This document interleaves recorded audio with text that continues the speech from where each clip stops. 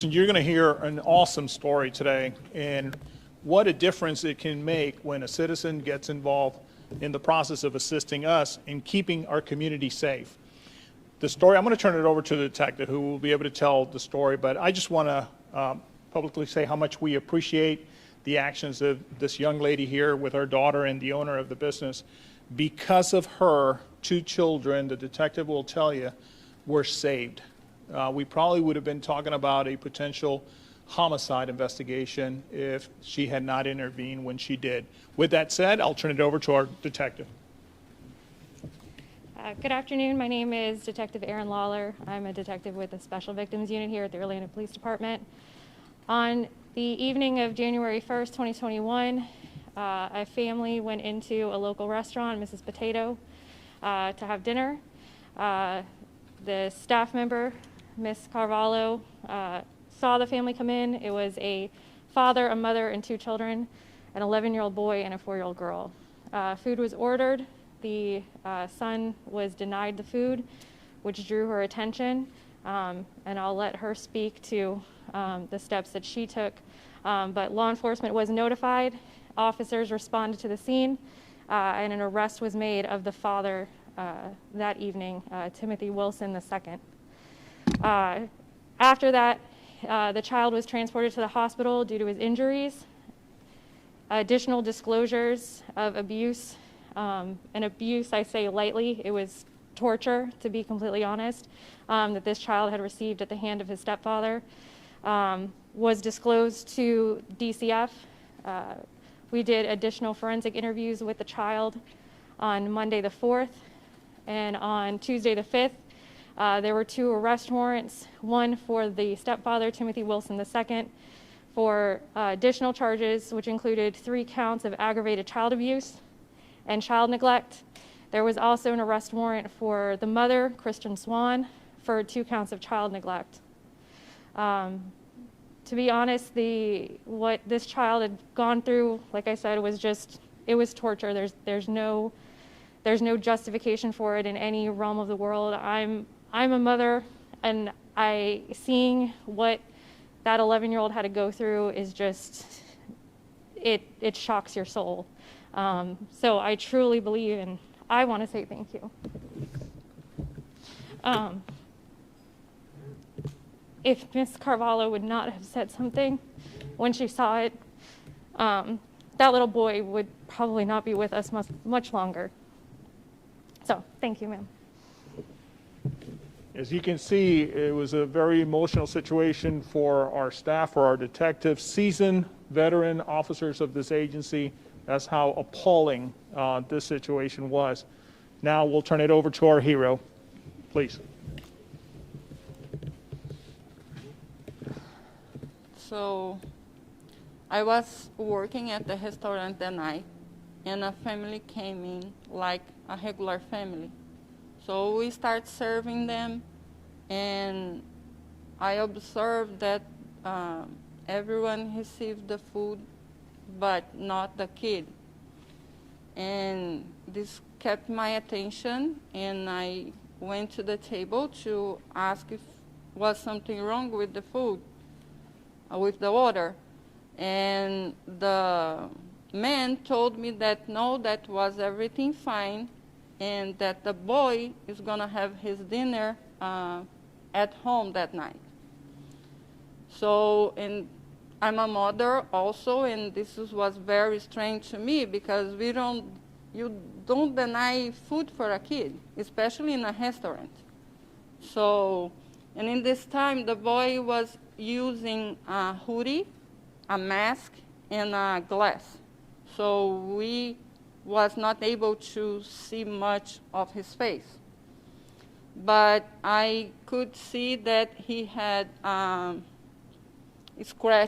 big scratch between his eyebrows. And a couple minutes later, I saw some bruise on the side of his eyes. And after bruises here. So I feel that something really wrong was happened there with the kid. And I start thinking what I should do and what I could do.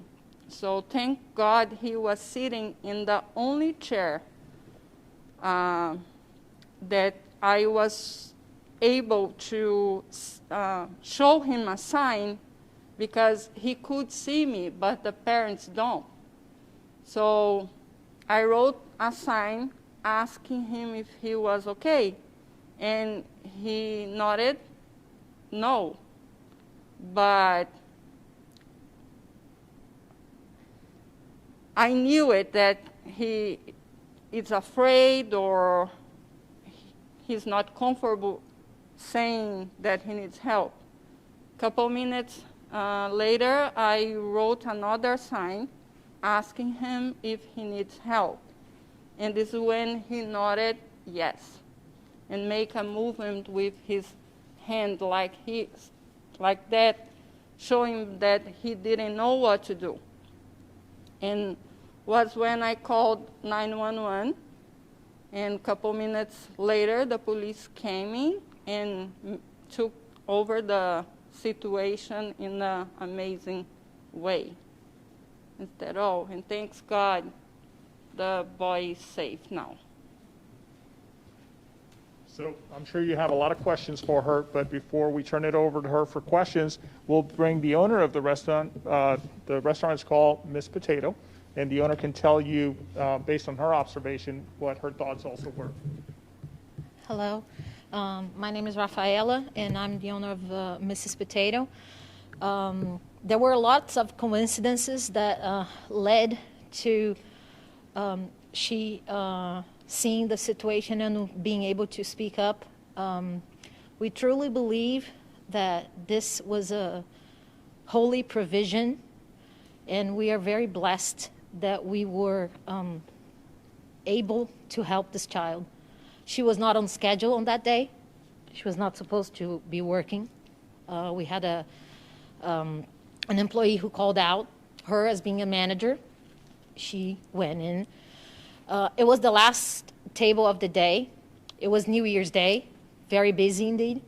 If this family were to come at 8 o'clock, we would have 10, 20 tables. Everybody would be running around, and maybe there wouldn't be enough time to see the details. Out of all the tables in the restaurant, this was the only table that she was able to communicate with someone sitting on the table without the other people in the table seeing her. So the only reason she was able to put up those notes was because they were sitting on that table. More than that, the position where the boy was at, it was a 6-seat table. He was sitting on the only seat where she could have access to having visual contact with him without being noticed by the others. We are extremely proud. We understand that this has to encourage other people. When you see something, say something. We know that when we face a situation that we see it's wrong, we know what's the right thing to do. We know that speaking up is the right thing to do. But it takes more than acknowledging. It takes courage. And this is what she definitely had. People avoid confrontation. We are always like in doubt. What if he just fell? What if it's, I mean, as she described, he had a hoodie, he had a mask, he had glasses on. She could only see a very little part of his face. He had long sleeves. She could see maybe a couple of inches of his arm. Yet she was able to notice that something was wrong. And she with no doubt, she called and she said, "What do I do? She put up the notes and she said, do I call the police?" And I was like, yes. And I was in a very comfortable position. I was over the phone saying, yes, call the police. It's comfortable. I wasn't going to have any confrontations. She was there. She was there with the family. She was there to wait for the police. We didn't know how this was going to turn out, yet she had no doubt about what had to be done. So thank you. I just have to say, not only in my name and my staff's name, but I think I will share the whole community thought. We're very proud of you. You saved the boy's life.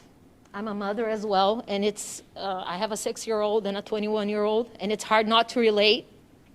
It brings us to tears to think that someone can do that to a child, and to think that it should be the people that should be protecting. I thank law enforcement and the laws of this country that will take action, and this child will have a better future.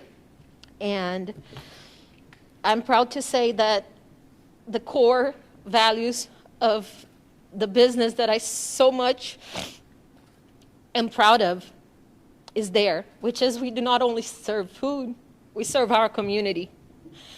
So speak up. You might save someone's life. Thank you. Well said, well done. The young lady over here next to our hero is her daughter. She's 18. She has an interest in a career in law enforcement, and we're already trying to recruit her. But she won't be speaking. With that said, we'll